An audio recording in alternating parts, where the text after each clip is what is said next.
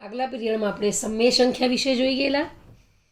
હવેના આજના પીરિયડમાં આપણે અસમય સંખ્યાઓ અને વાસ્તવિક સંખ્યાઓ વિશે જોઈશું. અસમય સંખ્યાઓ સૌથી પહેલાં એના વિશે જોઈએ, પછી વાસ્તવિક સંખ્યાઓ વિશે જોઈશું. અસમય સંખ્યાઓ એટલે ઇરરેશનલ નંબર્સ. સમય એટલે રેશનલ અને અસમય એટલે ઇરરેશનલ નંબર્સ. જો સંખ્યા એસ ને પી પૂર્ણાંક અને ક્યુ શૂન્યેતર પૂર્ણાંક હોય તેવા પી અને ક્યુ માટે પી બાય ક્યુ સ્વરૂપમાં મૂકી ન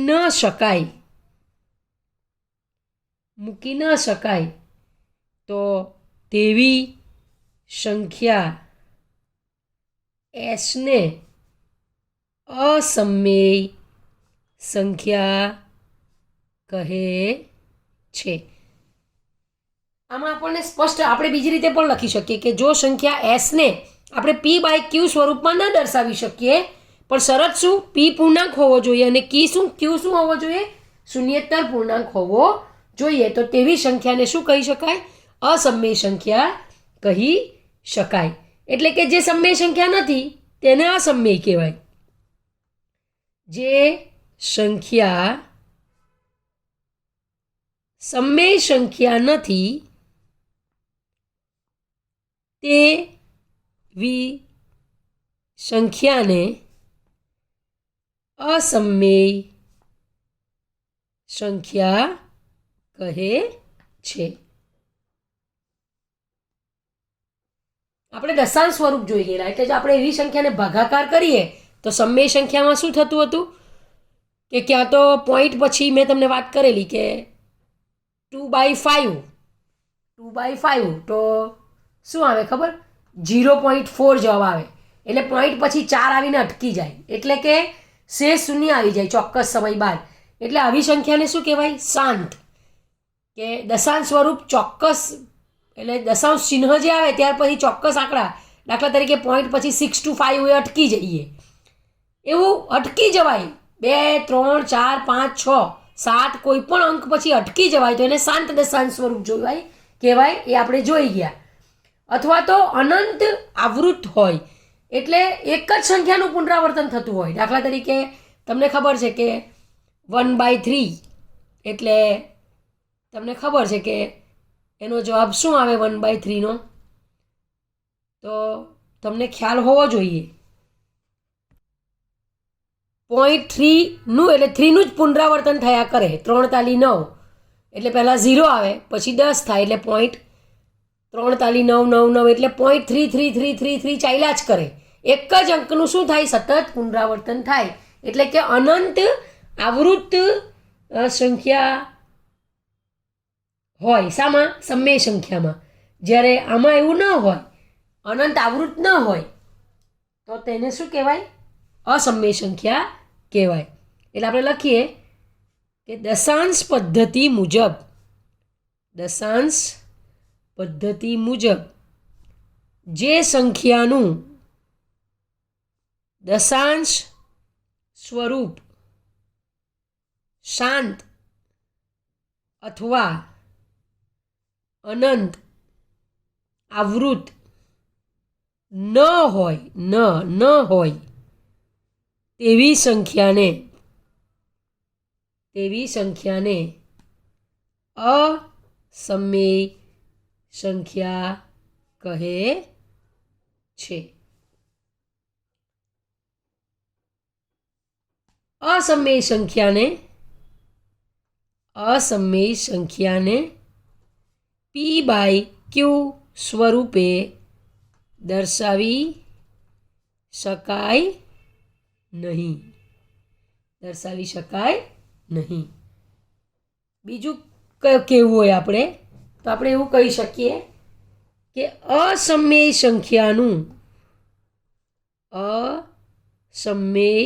સંખ્યાનું દશાંશ સ્વરૂપ અનંત અનાવૃત, આ શબ્દ સમજવો પડશે, અનંત અનાવૃત હોય છે. દાખલા તરીકે એક તમને હું કહ્યું કે 0.01, પછી 2 મીંડા, પછી 1, પછી 3 મીંડા, પછી 1, પછી 4 મીંડા, પછી 1, આવું ડોટ ડોટ 5 મીંડા, આવું ક્યાં સુધી ચાલે એ આપણે કહી શકીએ નહીં. આવૃત અને અનાવૃતમાં શું ફરક? આ જ ફરક. આવૃતમાં ચોક્કસ સંખ્યાનું જ પુનરાવર્તન થાય. દાખલા તરીકે 01, 01, 01, 01, 01, દાખલા તરીકે 3, 3, 3, 3, દાખલા તરીકે 72, 72, 72, 72. જ્યારે અહીંયા તમે જુઓ 01, પછી 2 મીંડા, પછી 1, પછી 3 મીંડા, પછી 1, પછી 4 મીંડા, પછી 1, આવા કેટલા મીંડા આવી શકે એ કંઈ નક્કી નહીં. એટલે આને શું કહેવાય? અનાવૃત કહેવાય. અનંત તો છે જ અને અનાવૃત એટલે અસમમેય સંખ્યાનું દશાંશ સ્વરૂપ શાંત પણ નહીં હોય અને અનંત આવૃત પણ નહીં હોય, પણ એની જગ્યાએ શું હોય? અનંત અનાવૃત હોય છે. આપણે હવે રિયલ નંબર્સ એટલે કે વાસ્તવિક સંખ્યાઓ વિશે જોઈએ. વાસ્તવિક સંખ્યાઓ જેને ઇંગ્લિશમાં કહેવાશે રિયલ નંબર્સ. શું કહેવાય? Real numbers. એટલે સમમેય સંખ્યાઓ તથા અસમમેય સંખ્યાને એક સાથે લેતા જે સમૂહ મળે તેને વાસ્તવિક સંખ્યાઓનો સમૂહ કહે છે. વાસ્તવિક સંખ્યાઓનો સમૂહ કહે છે. તેને આર વડે દર્શાવી શકાય છે. આર વડે, રિયલ નંબર્સ એટલે આર વડે દર્શાવી શકાય. એટલે સૌથી મોટામાં મોટો સંખ્યાગણ કયો? આર. આપણે પહેલાં નેચરલ નંબર જોયું, પછી કયું જોયું? આપણે પૂર્ણ સંખ્યા હોલ નંબર જોયું, પછી આપણે કયું જોયું? પહેલાં એન, પછી ડબલ્યુ, પછી ઝેડ પૂર્ણાંક સંખ્યાગણ, પછી સમમેય સંખ્યા, પછી અસમમેય સંખ્યા, અને એ બંનેનો ભેગો એટલે એ શું કહેવાય? વાસ્તવિક સંખ્યા ગણ. એટલે આપણે આવું લખી શકીએ ખરા શોર્ટમાં કે નેચરલ નંબર એ કોનો ઉપગણ છે? હોલ નંબરનો. હોલ નંબર કોનો ઉપગણ છે? ઝેડનો. ઝેડ કોનો ઉપગણ છે? ક્યુ, સમમેય સંખ્યા ગણનો. અને ક્યુ કોનો ઉપગણ છે? આર, એટલે કે રિયલ નંબરનો. આ પ્રાકૃતિક સંખ્યાગણ, આ હોલ નંબર એટલે કે પૂર્ણ સંખ્યા, ઝેડ એટલે પૂર્ણાંક સંખ્યાગણ, ક્યુ એટલે સમય સંખ્યાગણ, અને આર એટલે રિયલ નંબર્સ. બરાબર વિદ્યાર્થી મિત્રો, આપણે જે સંખ્યા રેખા વિશે ભણીએ છીએ પહેલેથી, તો એ સંખ્યા રેખા ઉપરનું કોઈ પણ બિંદુ લઈએ તો એને આનુષંગિક આપણને એક વાસ્તવિક સંખ્યા મળે છે. અને આપણે દાખલા તરીકે √2 દર્શાવવું છે તો સંખ્યા પર એક બિંદુ મળે છે. બરાબર. એટલે આ સંખ્યા રેખાને વાસ્તવિક સંખ્યા રેખા કહેવામાં આવે છે. સંખ્યા રેખાને શું કહેવામાં આવે છે? વાસ્તવિક સંખ્યા રેખા. હવે આપણે સ્વાધ્યાય 1.2ના દાખલા જોઈએ. એમાં પહેલો જ દાખલો છે, બીજો અને ત્રીજો દાખલો આપણે કરવાનો થતો નથી. પહેલો દાખલો જે છે તે નીચેના વિધાનો સત્ય છે કે અસત્ય તે કહેવાનું છે, અને એનો કારણ સહિત જવાબ આપવાનો છે. કારણ સહિત જવાબ આપો. વિદ્યાર્થી મિત્રો સમજો જરા બરાબર. ચાલો, પહેલો વાક્ય છે, દરેક અસમય સંખ્યા, દરેક અસમય સંખ્યા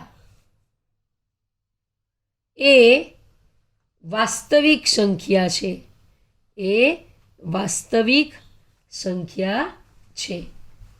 હા, આપણે જોઈ ગયા કે આ રિયલ નંબર આર એ સૌથી મોટામાં મોટો અને એમાં બધું જ આવી જાય, સમય અને અસમય બંને. એટલે દરેક અસમય સંખ્યા શું છે? વાસ્તવિક સંખ્યા છે. આ જો તમને ખ્યાલ રહી જાય તો તમે બધા જ પ્રશ્નોના જવાબ સાચા આપી શકો. સંખ્યાગણને અનુલક્ષીને જે પ્રશ્નો હોય તે. ચાલો આપણે લખીએ કે હા, આ વિધાન શું છે? આ વિધાન સત્ય છે, કારણ કે વાસ્તવિક સંખ્યાના સમૂહમાં, વાસ્તવિક સંખ્યાના સમૂહમાં દરેક સમય સંખ્યા તથા દરેક અસમય સંખ્યાનો સમાવેશ થાય છે. તો આ બધાનો પણ સમાવેશ થાય રિયલમાં, કારણ કે આ જો આનો ઉપગણ, આ આનો ઉપગણ, આ આનો ઉપગણ ને આ આનો ઉપગણ, એટલે દરેક સમય સંખ્યામાં આ બધી સંખ્યા તો પાછી આવી જ જાય. આ બધી સંખ્યા એટલે કઈ? પ્રાકૃતિક સંખ્યા. એટલે કઈ? 1 2 3 4 5. પૂર્ણ સંખ્યા એટલે કયું? 0 થી શરૂ થાય. 0 1 2 3 4. ઝેડ એટલે શું? એમાં 0 1 2 3 તો ખરી જ, અને પ્રાકૃતિક સંખ્યા 1 2 3 ની વિરોધી એટલે કે -1 -2 -3. સમય સંખ્યા એટલે શું? જેને p/q વડે દર્શાવી શકાય તેવી સંખ્યા. શરત કઈ? p પૂર્ણાંક હોવો જોઈએ અને q શું હોવો જોઈએ? શૂન્યેતર પૂર્ણાંક હોવો જોઈએ. શૂન્ય સિવાયનો કોઈ પણ પૂર્ણાંક હોય તો તે ચાલે. આ બધી જ સંખ્યાનો સમાવેશ આરમાં થાય છે. એટલા માટે જ કહું છું, તમને આ રિલેશનશિપ વિશે જો બરાબર ખબર પડી ગઈ હોય તો તમે આને અનુલક્ષીને જે કોઈ પ્રશ્નો હોય તેના ચોક્કસ સાચા જવાબ આપી શકો. સમજવાનો ખાસ પ્રયત્ન કરજો. બીજું વાક્ય છે, સંખ્યા રેખા પરનું દરેક બિંદુ કોઈક પ્રાકૃતિક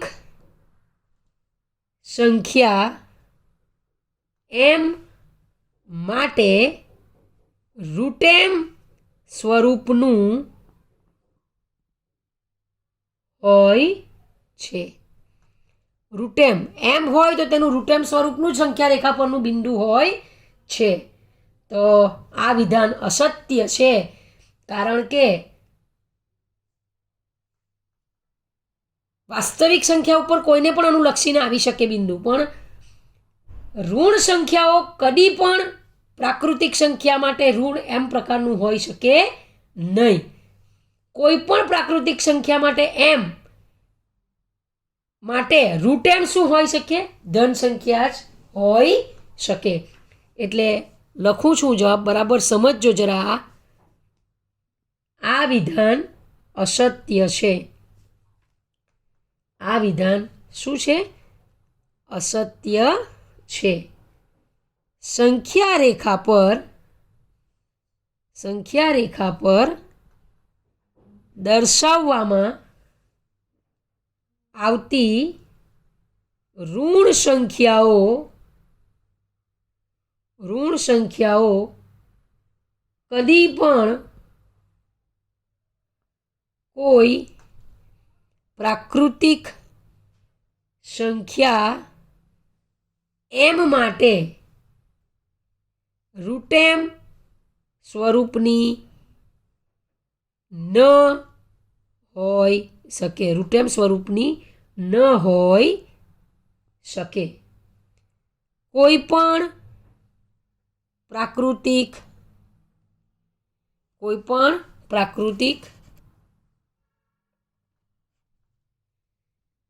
સંખ્યા m માટે રૂટ m ધન સંખ્યા છે. ત્રીજું વાક્ય, દરેક વાસ્તવિક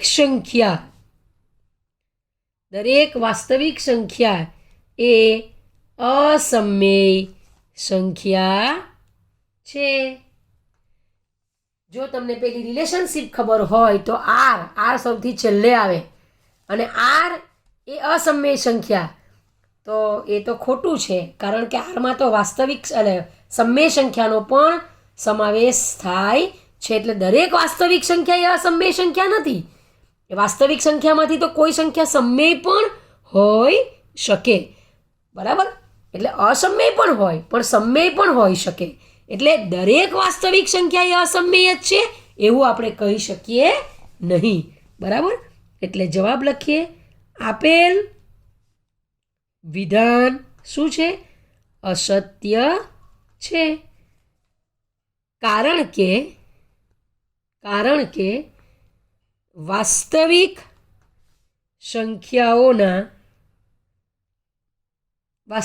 સંખ્યાઓના સમૂહમાં સમય સંખ્યાઓ તથા અસમય સંખ્યાઓ બંનેનો સમાવેશ થાય છે. આથી દરેક વાસ્તવિક સંખ્યા સમય સંખ્યા અથવા અસમય સંખ્યા હોઈ શકે. ફક્ત અસમય જ ન હોય, સમય પણ હોઈ શકે, બરાબર. તો બસ આજે આટલું જ. પછી આપણે વાસ્તવિક સંખ્યા અને તેની દશાંશ અભિવ્યક્તિ વિશે આગલા પીરિયડમાં જોઈશું.